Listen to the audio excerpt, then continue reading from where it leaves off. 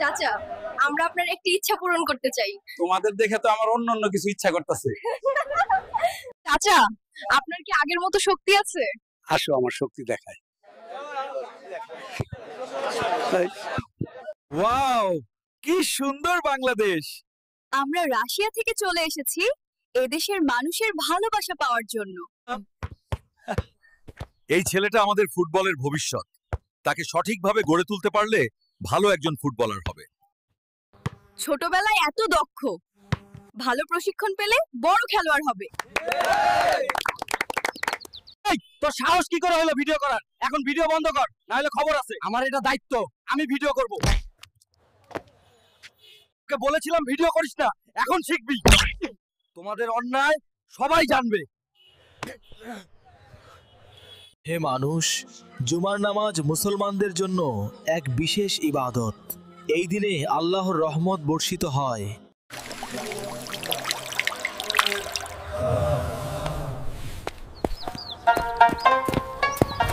লেখাপড়া করে যে গাড়ি ঘোড়ায় চড়ে সে। কিন্তু স্যার, আপনি তো সাইকেল চালিয়ে আসেন। রিয়া, তুমি বড় হয়ে কি হতে চাও? আমি ডাক্তার হতে চাই।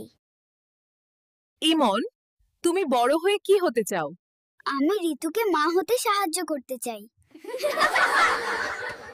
ইমন, তুমি বড় হয়ে কি হতে চাও? আমি ঋতুকে মা হতে সাহায্য করতে চাই। ইমন, তুমি বড় হয়ে কি হতে চাও? আমি ঋতুকে মা হতে সাহায্য করতে চাই। গার্মেন্টসে কাজ করলে অনেক খারাপ কথা, অনেক গালিগালাজ শুনতে হয়, বেতনও দেয় সামান্য। এগুলো পরিবর্তন দরকার। দাদা, একটা কন্ডম দিন তো। প্যাকেটে করে দিব? না, আমি চেইন খুলে দিচ্ছি ভাই, একবারে লাগিয়ে দেন। আপনি এতগুলো মেয়েকে একসাথে বিয়ে দিচ্ছেন কেন? এরা সবাই এসএসসি পরীক্ষায় ফেল করছে, তাই রিকশাওয়ালার সাথে বিয়ে দিচ্ছি। আমি আজ সারা রাত গাড়ি চালাবো। তুমি পারবে না। কেন পারবো না? তেল ফুরিয়ে যাবে, কিন্তু রাস্তা ফুরাবে না। আপু, আপনার দুধ কত টাকা কেজি? আরে ভাই, আমার দুধ না, আমার গরুর দুধ। কথা সাবধানে বলেন। শুধু নেতা হইলে চলবে না, গ্রামের মানুষ কি করছে তা দেখতে হবে। তাই হেলিকপ্টার দিয়ে খোঁজ খবর নিচ্ছি।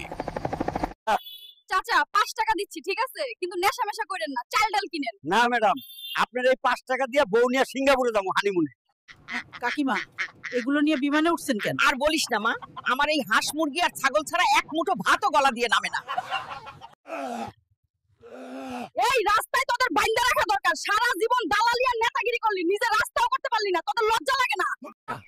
কাকা, দুদিন দুধ আনোনি কেন? তোমার কাকিমা বাড়ি ছিল না। তাহলে গরুর দুধ নিয়ে আসতে পারতে। এইদিকে আসুন, এইদিকে।